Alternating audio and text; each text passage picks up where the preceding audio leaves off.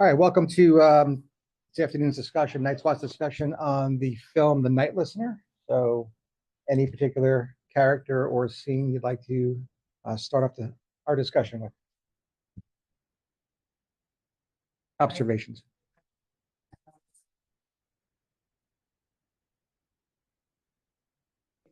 I guess I'm committed to Pete? he seems to have like a bizarre relationship.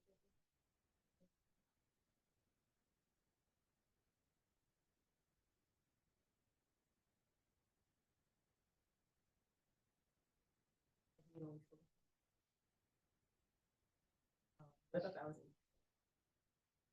All right, so let's deep dive Gabe a little bit. Gabriel. Um, Other observations. Now, I think one of the things we would look at, start off step one, everything that you just observed and noted would be completely normal until it's not, right? So one of the questions that I would have, are there any details, are there any behaviors that you observe that would be outside of a culturally sanctioned norm? And when I say you, I mean collectively you. Yes, we got a yes. And actually, is there a scene that you could actually let us know of that would support that?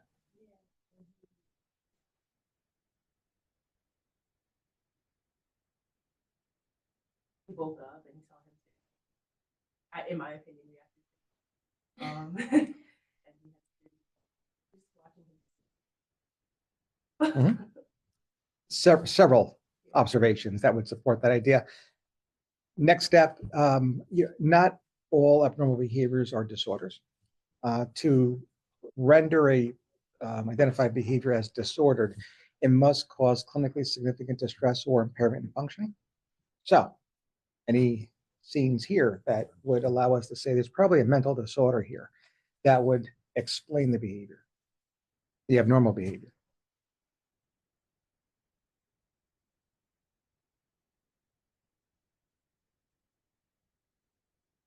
So I think there's two.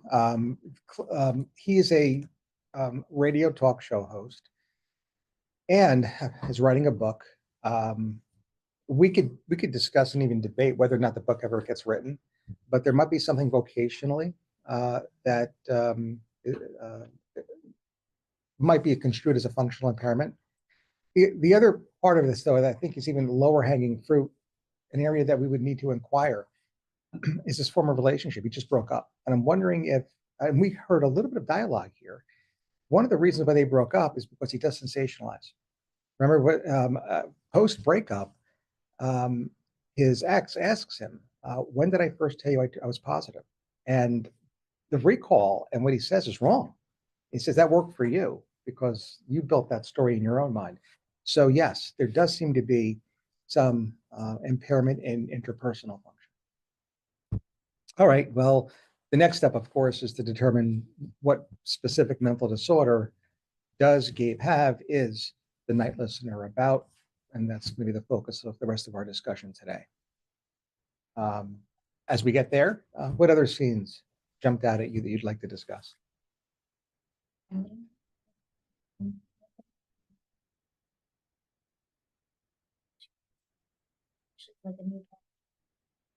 Mm-hmm.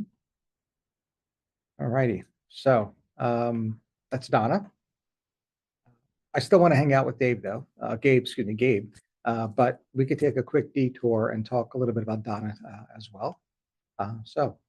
Observations. I want to know if she had any past, what her childhood was like. Is it alluded to happen? Yeah. In the very end, just I think immediately previous to the scene you just described, there's a phone call, and Gabe asks Pete, "Did something happen to Donna when she was younger?" Right. So the psychiatrist, the therapist would absolutely want that information, need that information. I assume there is. We saw even a scene prior to that. There's a bedroom scene. There's a radiator with chains attached to it. So there's something there. In the very beginning of this movie, when Pete goes to Wisconsin and meets Donna for the first time, Donna says that her mother died when she was 2. And the words she uses to describe her dad are very curious.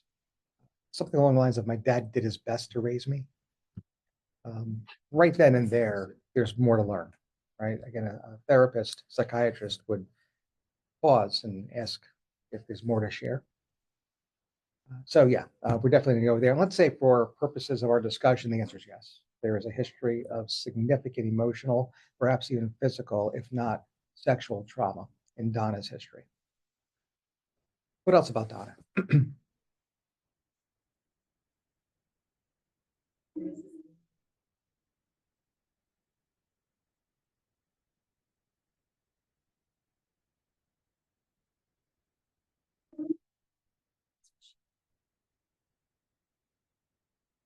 Like a reaction that wasn't what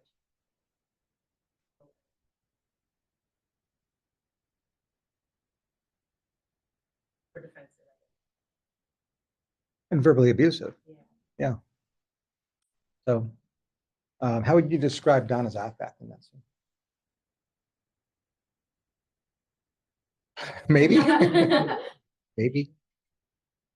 Yeah, I mean, remember, there are 5 domains of affect. There's the type of affect, there's the intensity, there's the range of that intensity, there's congruency or appropriateness, and then change pattern. Yes, and Donna's change pattern is absolutely labile. Yep. Again, perfectly normal.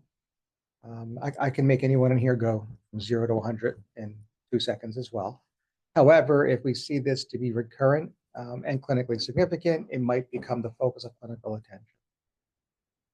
If so, for sake of educational purposes, let's say yes. What is in your differential diagnosis here in terms of clinically significant mood lability? Which, by the way, has the same etiology as the one that we already investigated. So there's some consistency here. All you've done here is point out yet another aspect of this character that seems to be consistent with a history of early childhood trauma. We finished with Donna? Is there more? I mean, they kind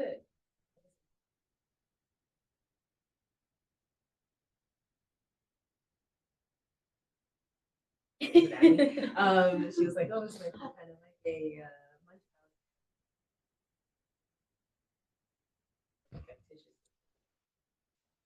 I thought she that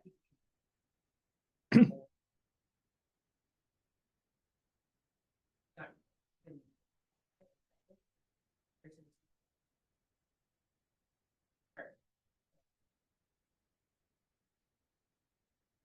Yep. Yeah. Let's talk about this. This is Anna's character.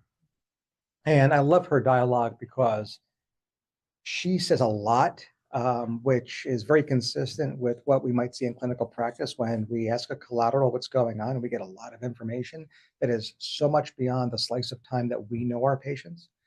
Unfortunately, sometimes that dialogue is overproductive and we have to really kind of grasp what we need to and know where to pull from because there's too much that's given. And unfortunately, a lot of it is incongruent itself.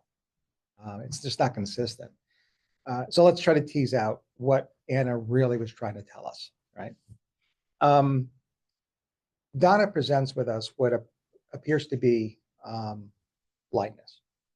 If she saw a neurologist and an ophthalmologist and both collaborated on this case and said that there does not appear to be any physical cause for Donna's chief complaint, we could see how that particular character, fictional or otherwise, can actually be referred to a psychiatrist for psychiatric assessment and evaluation. I think the first thing the psychiatrist would consider is that there's a psychogenic illness. And I use that term to identify any illness for which the underlying organic or physical cause cannot be found. Whether correct or not is irrelevant. If the referral is telling you that they don't know what to do next, it's a psychogenic illness. Now, that doesn't mean that in 24 hours they could find the organic cause. So there's got to be some level of humility here.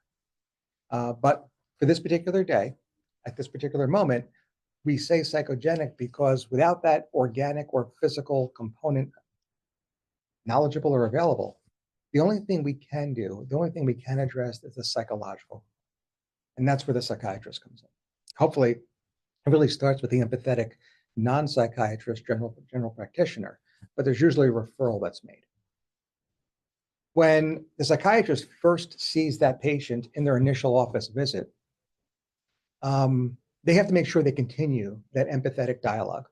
Okay. My role here is to primarily focus on the psychological aspect of your illness as your neurologist, general practitioner, other continues to investigate the organic etiology. So let's talk about why you're here today. We're going to call this a psychogenic illness only because right now, today anyway, psychological variables are deemed to be central in either the etiology or progression of your blindness. Make sense? At this point, the focus of my clinical attention, whether I actually state this directly to the patient or not, is irrelevant, but the focus of my clinical attention will be what? Other than safety. Safety is always first. But after I establish that the patient is safe, what is the one thing I'm going to look into right now in terms of the algorithm that we're building in our heads as to determine what ails Donna? What? Well, we established that, and that comes a little later. I want to know whether or not Donna is making a conscious effort to deceive me. Right? And the way I like stating this is there any observable evidence that Donna is making a conscious effort to deceive me? Because without the observable evidence, the answer is no. Now, if you put on a lie detector and it shows that she's lying, it doesn't matter. Without the evidence, the answer is always no. And by the way, we don't use a lie detector, so don't even think it. Right? The answer is always no until the evidence manifests. In the absence of such evidence, we have a two-part differential diagnosis. It could either be 1 or A or B. What are the two conditions now that come to the forefront of our differential diagnosis for Donna? Perfect, right?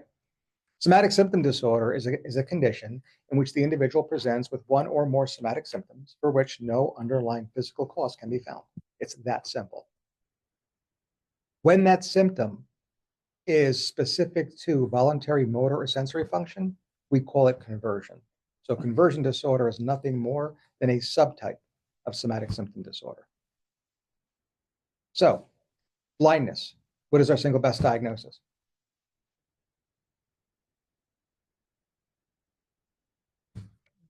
Conversion. Blindness is a sensory dysfunction. And if it's motor or sensory, we're going to call that somatic symptom deficit conversion disorder. Donna has conversion disorder. Now, let's say there's evidence in this movie to suggest that we caught her in a lie. This isn't. So in the hospital, maybe we walk into the room, we see her reading a novel. And as soon as we walk in that room, she hides the novel under her. And that gets documented in nursing notes. Right? I mean, we really have to be specific when we say that there's evidence. Things change now. Things have changed. Before we get into what that means clinically, reverting back to the movie, any scenes here that would suggest that, no, there's evidence?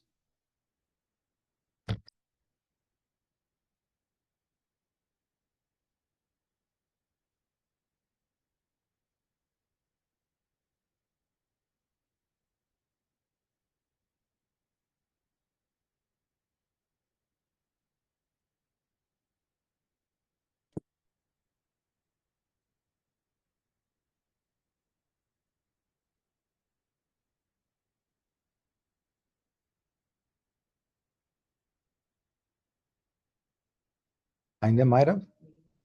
kind of might have maybe. Can a blind Donna do that?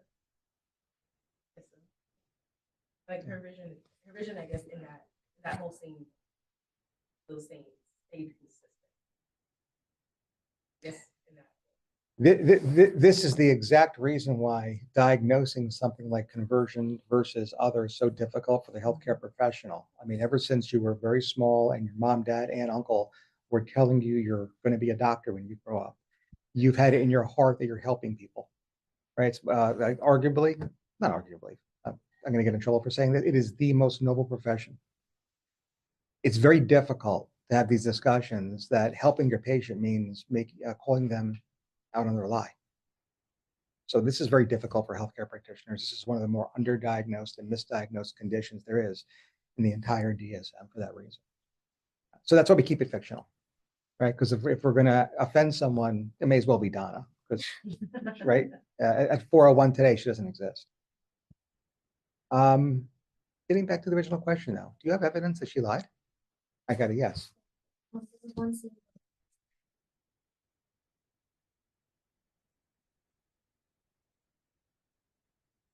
Guess you could argue that maybe she heard it, but Yeah.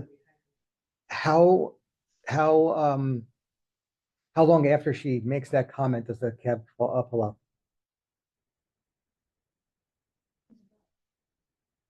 maybe not. Maybe not. And we really need discrete evidence. So let me first introduce the ending scene. Can Donna say?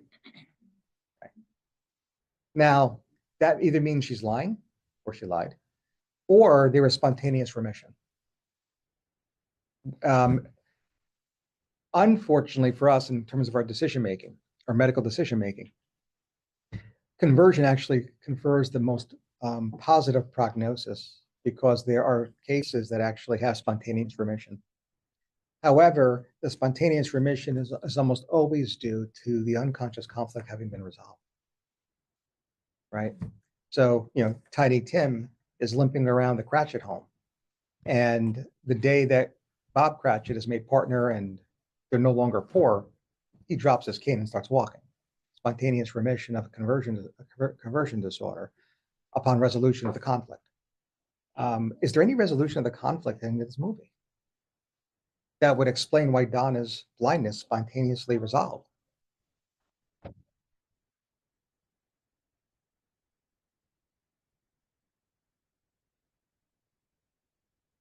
I take that as a no.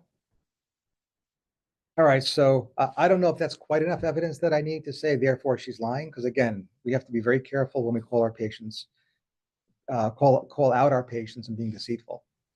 Do you recall the very first time that he meets Donna, actually meets her in the same place? Where is it?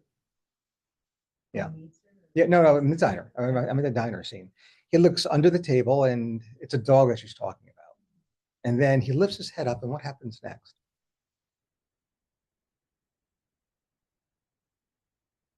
Yeah. Now he's not making any noise there. I mean, he's actually very cautious not to make noise. And the way she turns her head isn't as if she heard something, heightened senses, and would turn. She actually turns very slowly. Um, again, I do take that as her having seen him, but I'm like 80% there. So definitely, we're gonna keep this a conversion disorder for now. However, for purposes of further teaching the differential diagnosis of these medically unexplained somatic or physical symptoms. Let's say there is an unedited scene in this movie. Now we're going to splice in where she is in fact reading a novel. She's reading the Velveteen Rabbit children's book, and we see it. We see it, and therefore she sees it. Now what? We're not able to call this conversion disorder anymore. What is our two-part differential diagnosis now? Yeah. Right. So this is factitious disorder versus malingering. Right. She's intentionally feigning her illness. Now, the reason why the individual with factitious will misrepresent their symptoms is different from the reasons why someone with malingering would. Right. So what differentiates factitious disorder from malingering?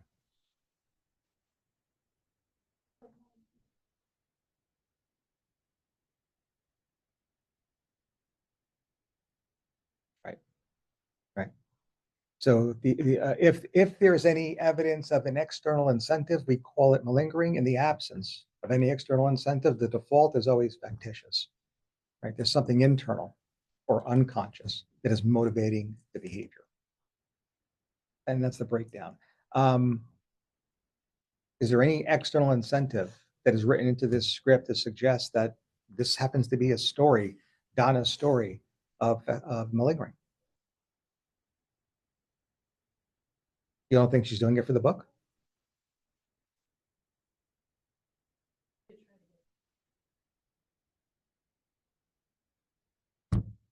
Yeah.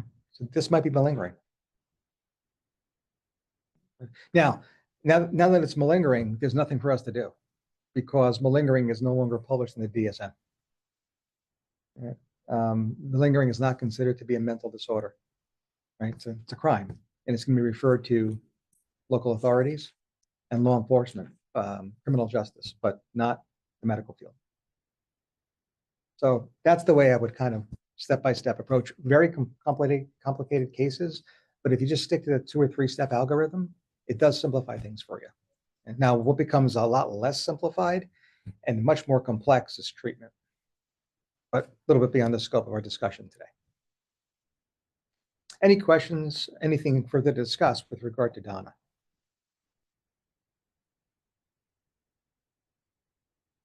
And I think we have the core etiology too. Again, early childhood trauma would result in all of the above here. Unfortunately, early childhood trauma does not differentiate conversion from factitious. Both are etiologies of both include that third variable, that common variable. Alrighty. Other characters you care to discuss?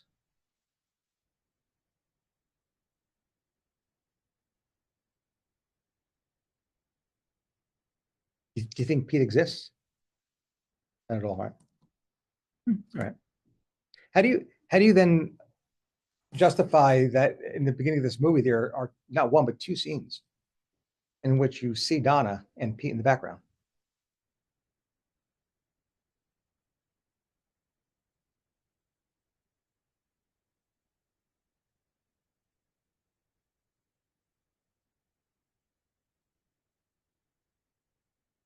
There's no right answer.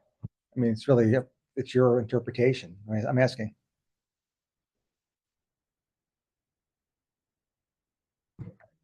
That's the one scene, and then I think there's another scene in the hospital, which follows that. Yeah. I mean, if you take that as again, this all is up to the individual viewer.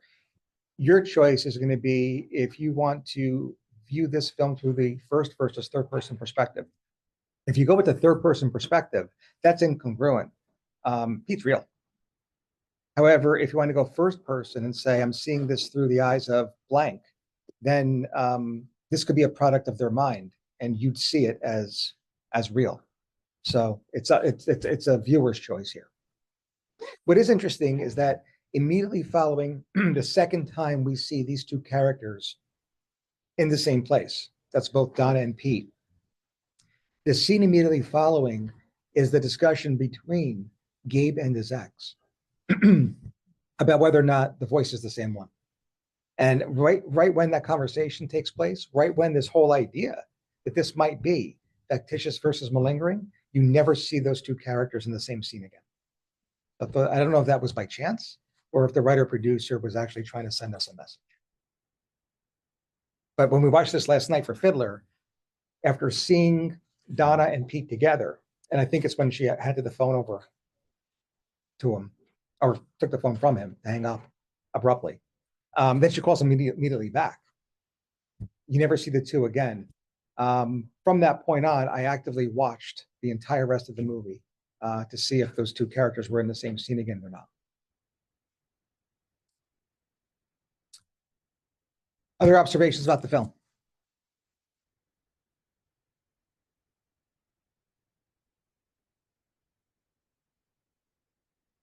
When you get back to Gabe? Everything's going on with Gabe. Further discussion.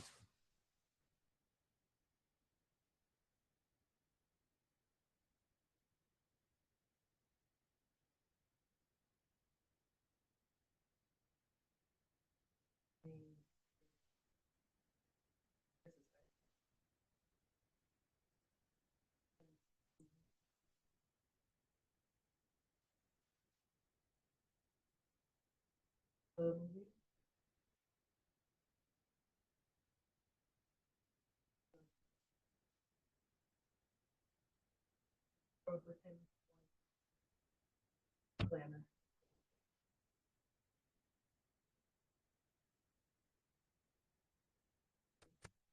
With regard to those two observations you made, bringing them together, what is the next question we would like to ask Gabe?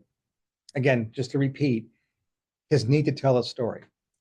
This is not unlike when we first meet a patient, and we're operating with a little quick 8.5 by 11 sheet of paper that we're taught in M1, M2, the checklist. And there's tangentiality, there's circumstantiality, the need to tell your story. That is most often completely normal until it's not. Let's say for purposes of this film discussion, it's not.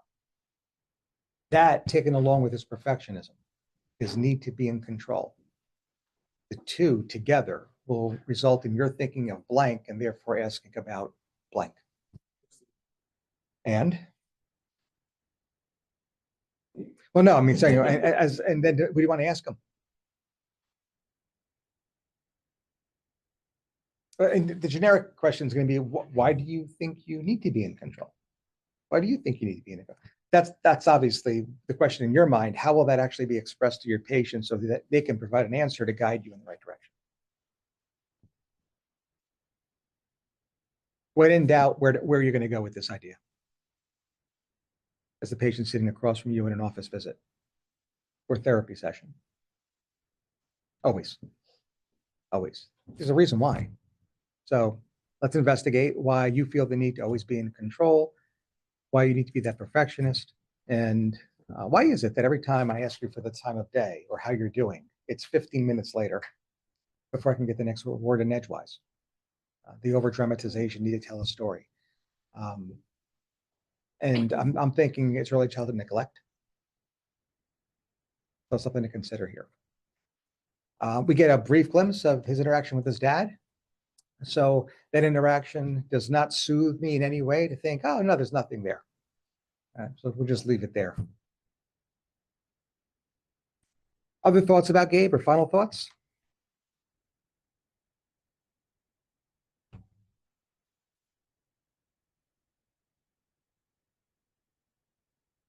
Any other characters you'd like to discuss? All right, we'll leave it here. We'll log off.